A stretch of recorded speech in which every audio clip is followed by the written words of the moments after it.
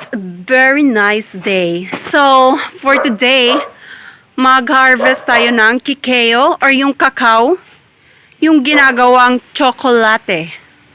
O, diba? So, ito, nangunguha yung kapatid ko ng hinog na cacao.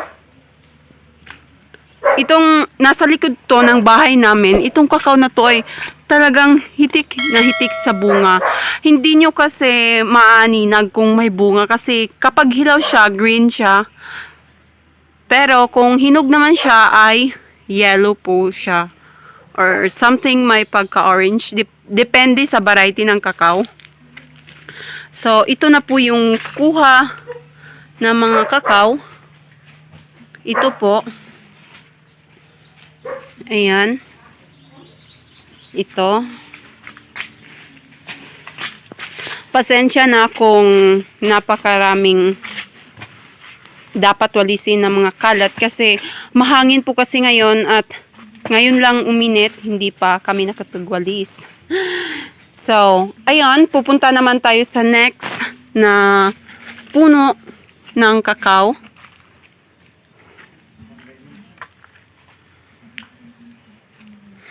Sabi niya daw, dimension daw. Kakaloka. Dimension.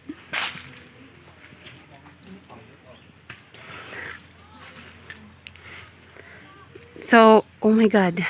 Pupunta kami ngayon sa ibang parte ng puno ng cacao.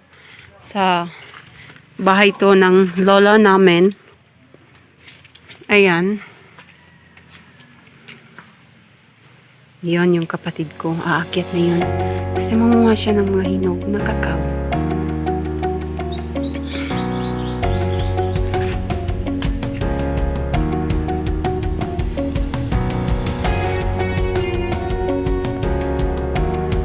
At medyo mataas din ang puno ng cacao dito.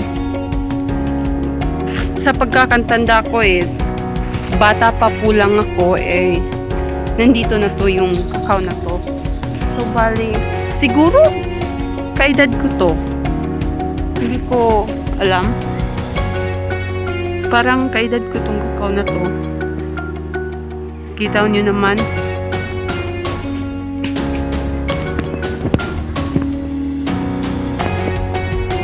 Kung nakikita nyo, yun o, hinog siya. Mahinog akong nakita doon, spotted, oh. Kita nyo, mahangin talaga dito kasi dahil sa bagyong Auring.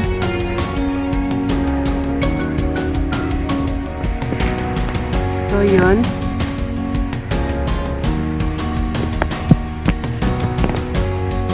Sana maraming hinog kasi pag marami po kasi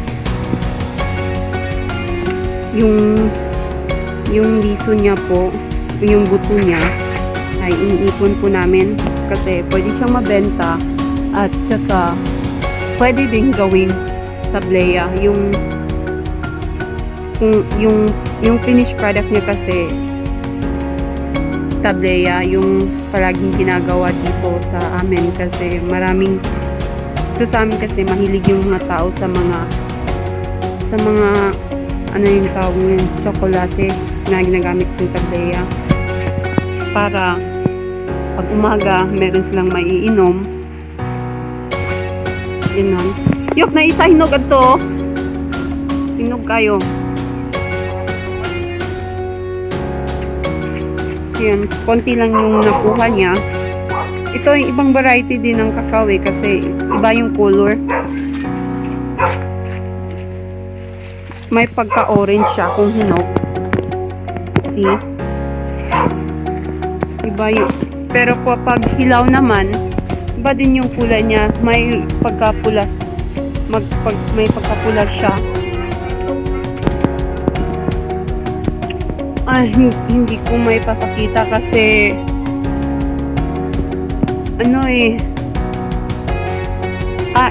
yun. Kala ko lang bunga dito sa baba.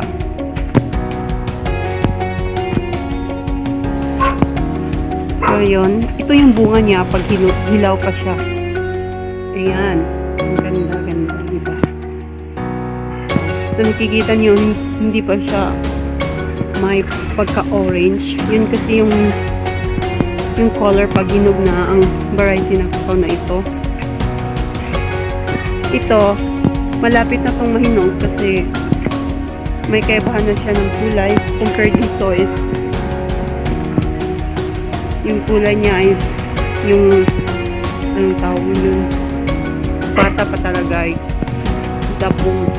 Yun yung tawag namin sa Bisaya ay dabong pa siya. So yun, sa kakao na to, maliit lang yung nakuha ng kapatid ko. Actually hindi niya nakuha yung buo lahat kasi meron kasing iba na kakao na kailangan ng yung kailangan siyang alam mo yun, hindi ko alam talaga sa Tagalog yung puwit anong tawag doon, basta yun. Dadako naman tayo sa ibang variety ng kakao, which is ito, ibang variety din to ng kakao. Actually ito yung pinaka favorite ko na kakao kasi ang sarap niyang kainin. Alam niyo yun, ang sarap-sarap talaga niyang kainin. Kinakain kasi namin to, yung buto. Ninanamnam namin yung buto. Kasi matamis kasi ang lasa nito. At itong kakao na to ay talagang kakaiba siya kasi ang sarap-sarap niya. Sad to say, wala siyang bunga ngayon kasi naubos na. Nung mga nakaraang buwan pa to, naubos na bunga at naubos yung bunga pero hindi pa siya nagbibigay ng bunga ulit. At maliit pa lang po ito. Hindi gaya doon na sobrang taas na. At mas privilege kasi kapag mataas na itong kakao kasi mas marami yung bunga. Ito naman, matanda na din to. Kaso pinutol kasi nagkasakit yung anong tawag dyan? Yung stem niya, yung punuan, ganon, no. Basta ganon, yung punuan, nagkasakit, kaya kailangang putulin. Itong katabi din niya, masarap dito na variety. Kaso nga lang, may hinog din yun. May bandang orange. Yellow ito yellow.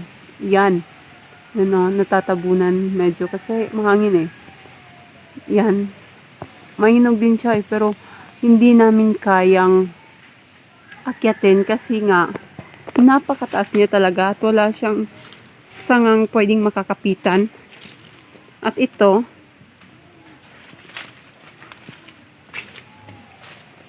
dito naman sa parting to, dito kadalasan nakakuha kami ng maraming bunga Kasi dito, panay bigay niya ng bunga dito Itong variety na kakao na to, palaging may bunga. Meron ngang hinog doon hindi lang siguro nakita ito ng kapatid ko. Alam niyo ba na mahal to ibenta? Ang mahal ng kakao kapag ibinebenta kasi mahal din kasi yung, 'di ba, kung bibili tayo ng chocolate sa mall or kahit saan, mahal ang chocolate. And ang chocolate ay gawa dito sa kakao.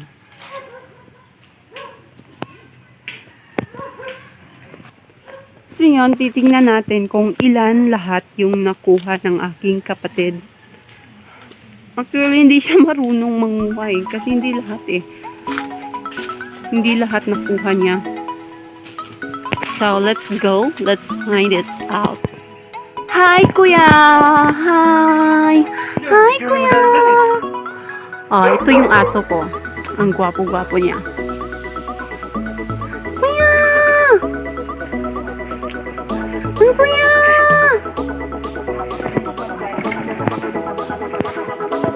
So, ayan. Ito lang yung kuha niya. Kasulukuyang kinakain na ito ngayon kasi sabi ko sa inyo masarap talaga kainin yung kakao. Kung sinong nakaka-relate niya kung sino ang mga nakaka-relate na kumakain ng kakao, 'di ba? Masarap. So, let's end our vlog for today. Hi! Hi! Hi, kuya.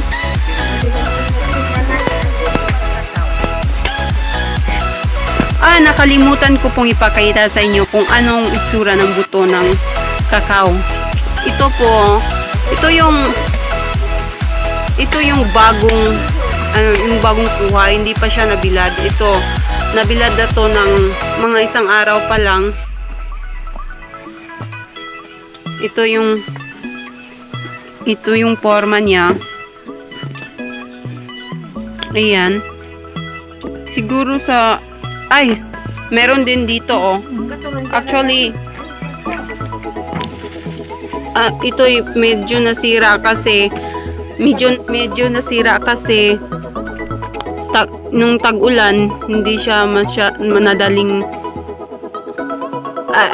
yung naulanan siya kaya nagkakadganito.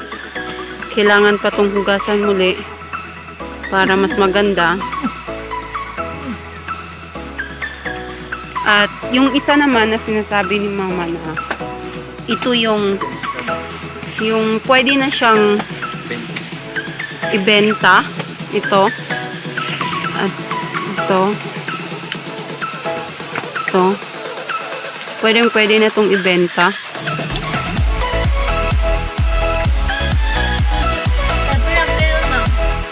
Ito. Tingnan nyo. Pwede na itong ibenta. O kaya, pwede din itong gawing tableya. So, ayun po. Yun na po yung lahat na kakao. So, thank you for watching and good day.